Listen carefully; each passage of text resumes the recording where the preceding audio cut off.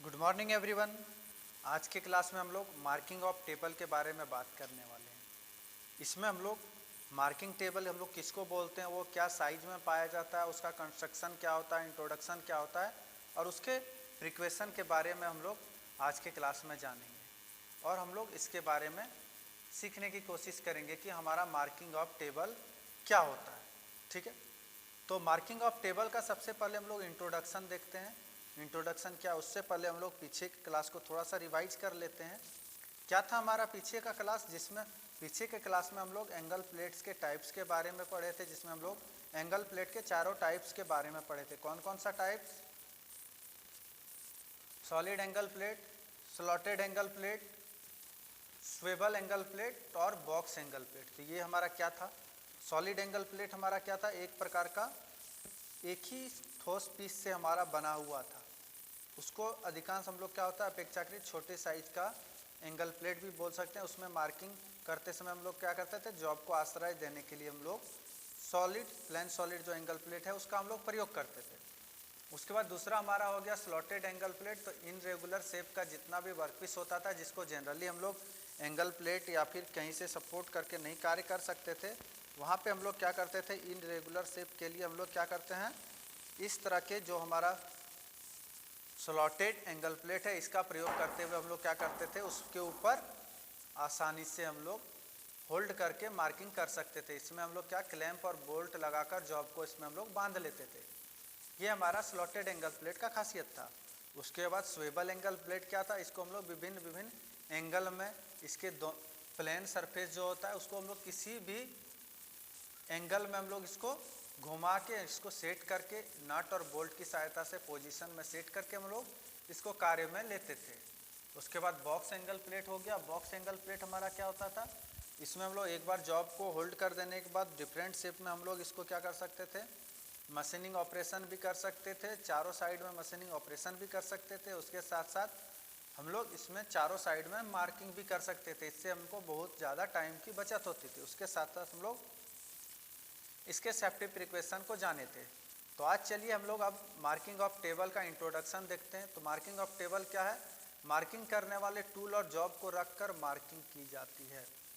इसके ऊपर हम लोग क्या बोलते हैं, टूल मतलब टेबल हो जाता है, उसको हम लोग क्या बोलते हैं, जिसके ऊपर हम लोग मार्किंग करने वाले टूल और जॉब को रखकर मार्किंग करते हैं, उसको हम लोग क्या बोलते हैं, मार्किंग ऑफ टेबल। क्लियर है? मार्किंग ऑफ टेबल किसको बोलते हैं? खाने वाला टेबल को मार्किंग ऑफ टेबल नहीं बोलेंगे। जिसके ऊपर हम लोग मार्किंग ऑपरेशन कर सकते हैं, जिसके ऊपर अपना मार्किंग टूल को रख सकते हैं, जिसके ऊपर पंचिंग टूल्स को रख सकते हैं और पंचिंग ऑपरेशन हम कर सकते हैं, उसको हम लोग क्या बोलते हैं, मार्किंग ऑफ टूल बोलते हैं। इसका बनावट क्या होता है?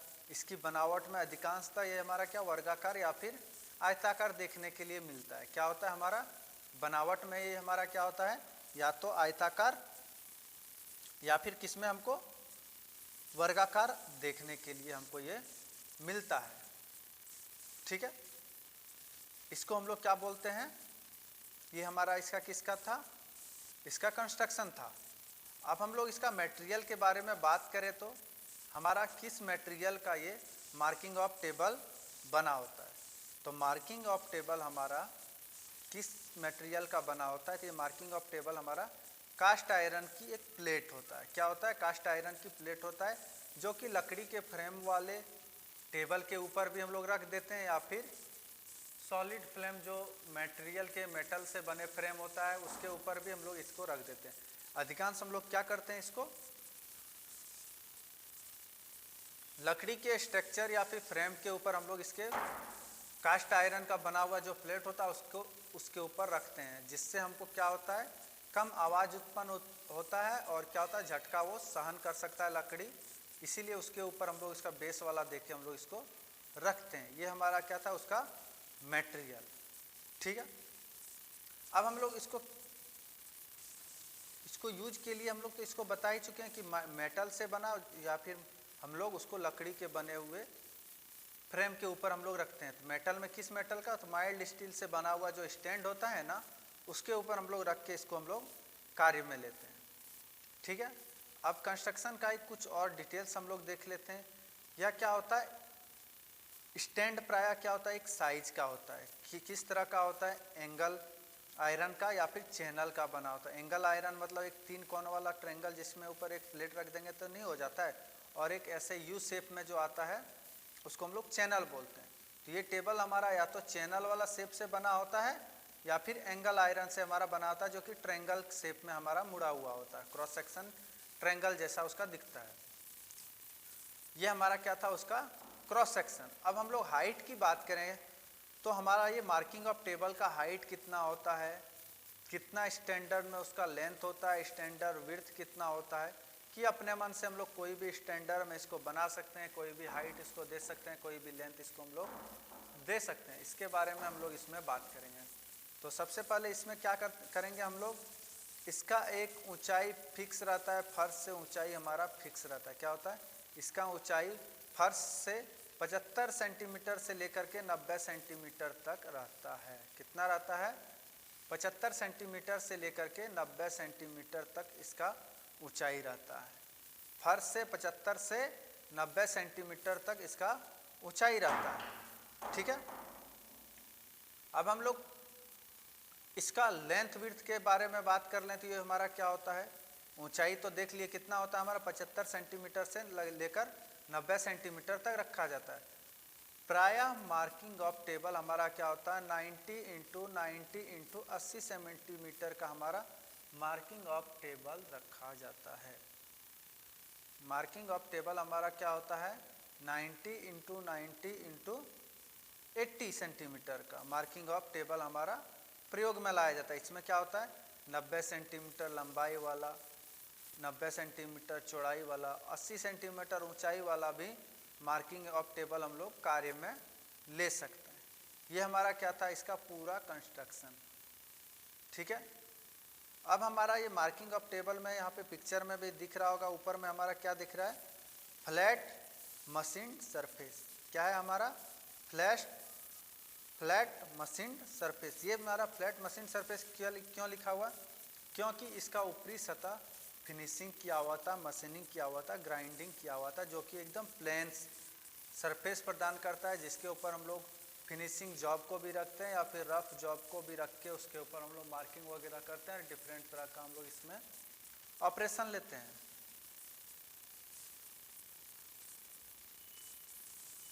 ठीक है, यहाँ से फ्लैट मशीन सरफेस क्या था, ये क्या बोल रहा था, उसको भी हम लोग देख लिए। उसके बाद दूसरा हमारा क्या है, इनगर्व्ड सेटिंग आउटलाइन। इनगर्व्ड सेटिंग आउटलाइन क्या है, हम लोग कार्य के दौरान इसमें भी हम लोग अगर स्ट्रेट लाइन प्राप्त करना चाहे तो उसके लिए इसके ऊपर क्या होता है, थोड़ा सा हल्का सा डॉटेड करते हुए इसमें लाइन भी खींचा हुआ रहता है। क्या होता है, इनग्रेव्ड सेटिंग आउटलाइंस। कुछ लाइंस इसमें खींचे होते हैं जो कि हमारा हॉरिजेंटली वर्टिकली दोनों डायरेक्शन में इसमें हमारा खींचा हुआ रहता है, जिससे भी हम लोग इसमें क्या कर सकते थे, आसानी से हम लोग मार्किंग करने के दौरान एक स्ट्रेट लाइन, बेस लाइन हम लोग देख के प्राप्त कर सकते थे।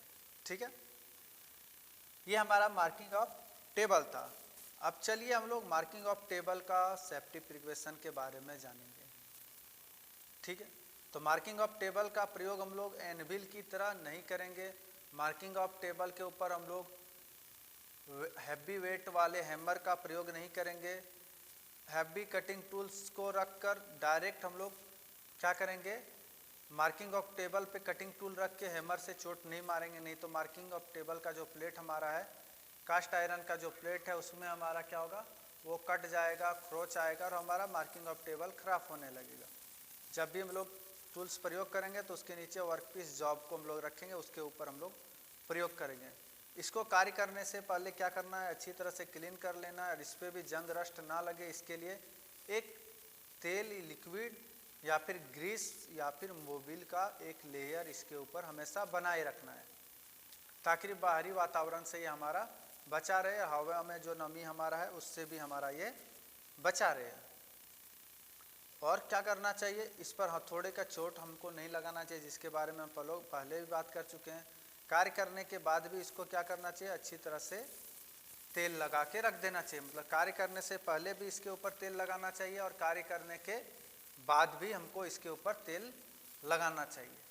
ठीक है, ये हमारा क्या था, मार्किंग ऑफ टेबल। अगले क्लास में जो हम लोग बात करने वाले हैं उसमें हम लोग सरफेस प्लेट के बारे में बात करेंगे कि सरफेस प्लेट हमारा होता क्या है, वह किस प्रकार से कार्य करता है। ठीक है, तो सरफेस प्लेट के बारे में भी हम लोग आगे के क्लास में बात करेंगे। यहाँ से हमारा क्या मार्किंग ऑफ टेबल क्लियर हो गया होगा। मार्किंग ऑफ टेबल क्या लेंथ में पाया जाता है, विड्थ क्या होता है, इंट्रोडक्शन क्या है, कंस्ट्रक्शन क्या है और सेफ्टी प्रिकॉशन क्या है, इसको हम लोग देख लिए। ठीक है, और कार्य के अनुसार, पर्पस के अनुसार इसका लेंथ विड्थ साइज भी बड़ा किया जाए, जैसा जहाँ पे ज़रूरत है स्पेसिफिकेशन करने के टाइम में वो देख लिया जाता है, उस हिसाब से इसका टेबल का साइज को रखा जाता है। एक स्टैंडर्ड साइज हमारा जो था वो कितना था, 90 × 90 × 80। लेंथ विड्थ और हाइट में देखा जाए तो 75 सेंटीमीटर से लेकर 90 सेंटीमीटर तक रखा जाता है। ये हमारा क्या था, मार्किंग ऑफ टेबल। ठीक है, चलिए हम लोग अब आगे की क्लास में बात करेंगे। तो आगे की क्लास में हम सरफेस प्लेट के बारे में बात करेंगे। आज के लिए बस इतना है, धन्यवाद। फिर